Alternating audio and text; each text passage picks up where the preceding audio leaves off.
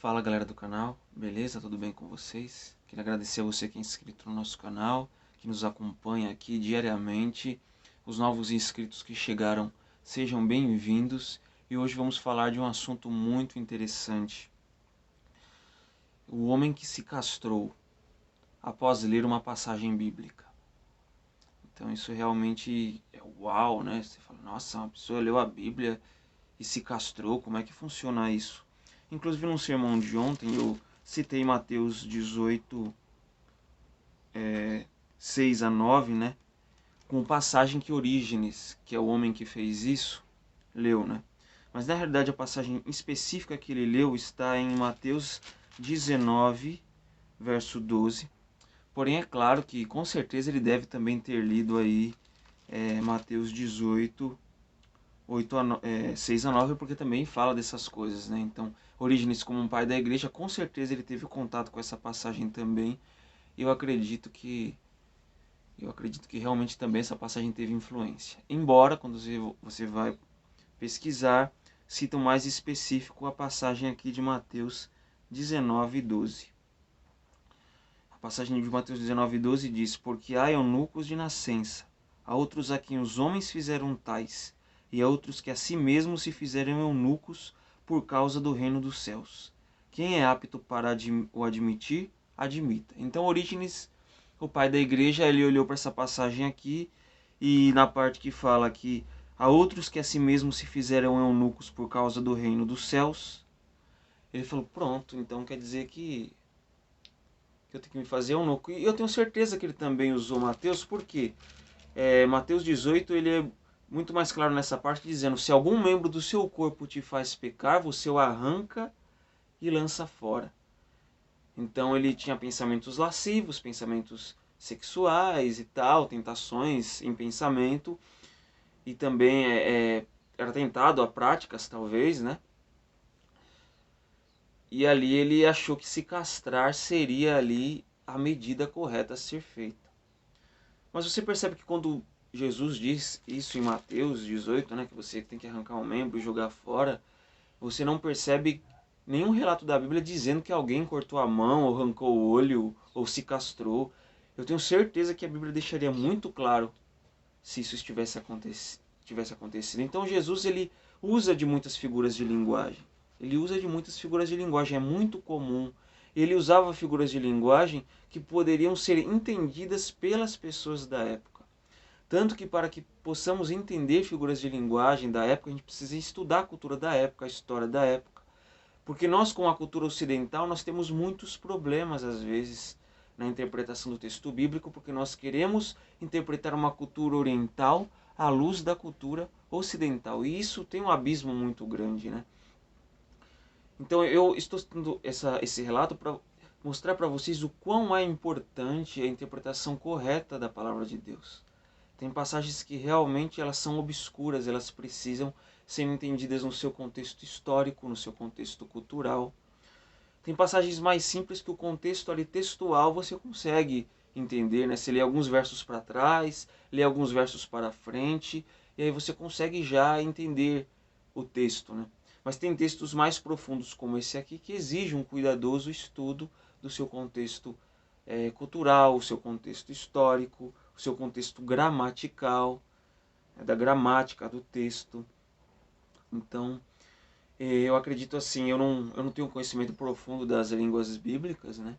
Mas eu creio que o que Jesus ali, ele usando essa figura de linguagem, seria uma figura de linguagem semelhante à hipérbole, que é a nossa figura de linguagem hoje na língua portuguesa, que denota exagero.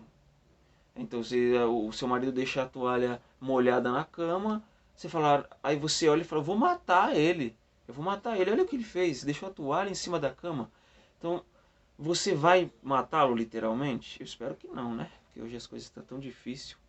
Mas geralmente você está dizendo isso numa figura de linguagem. Você vai dar uma bronca nele, você vai falar, nossa, olha, deixou isso aqui jogado e tal. É uma figura de linguagem exagerada, mas que não está querendo dizer literalmente aquilo. Então eu creio que Jesus usou esse tipo de linguagem aqui em Mateus 18, 6 a 9, dizendo, ó, se o seu olho te faz pecar, arranca fora. Aqui está dizendo de renúncia, para você poder ali disciplinar os seus olhos, né? Jó falou que ele fazia aliança com seus próprios olhos. Como ele fixaria os olhos dele numa donzela? Jó era um homem casado, entendeu? Jó não arrancou os olhos dele. Ele fez aliança com os seus olhos. Então esse arrancar é uma ilustração, é uma figura de linguagem exagerada, porque você tem que disciplinar os seus olhos, disciplinar as suas mãos. Porque é melhor às vezes você se privar disso do que o seu corpo todo ser lançado no inferno. E para alguns, às vezes, deixar de olhar para uma mulher talvez seja semelhante a arrancar os seus olhos e tal, porque é uma coisa muito difícil. Mas Jesus fala, é melhor você restringir isso do que o seu corpo todo ser lançado no inferno, né? Se perder, vier a se perder no fogo ali do juízo final. Então, e aqui, né, quando ele também lê Mateus 19:12, que fala que alguns se fizeram eunucos, também é uma linguagem figurada. Né? Alguns comentaristas associam isso aí às palavras do apóstolo Paulo em 1 Coríntios 7. Tem pessoas que elas se tornam ali solteiras, né? Decidem não casar, decidem não ter nenhum relacionamento. E tem pessoas ali que são viúvas, né?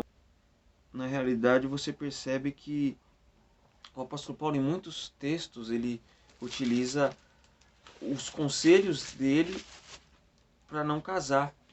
Ele fala, eu não estou dando isso como mandamento do Senhor, estou dando isso como como opinião minha. Você vê aqui, inclusive no contexto de 1 Coríntios 7, ele repete isso 2 vezes. Eu não digo isso como mandamento, eu digo isso como minha opinião. Então aqui o apóstolo Paulo ele se fez eunuco, figuradamente, não se casando.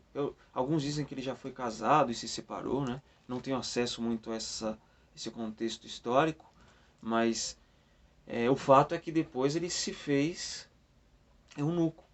Ele não foi lá e se decepou, se castrou. Mas na atitude ele se fez eunuco.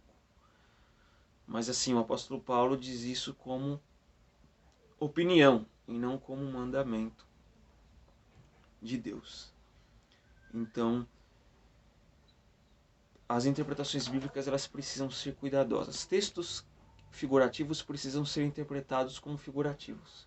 Textos literais como textos literais.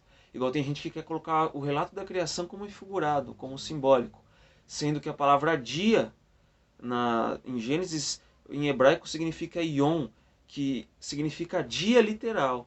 E aí tem pessoas que querem, assim como tem pessoas que querem literalizar o que é simbólico, tem pessoas que querem colocar como simbólico o que é literal. E não é eu e você que decide na Bíblia o que é literal e simbólico.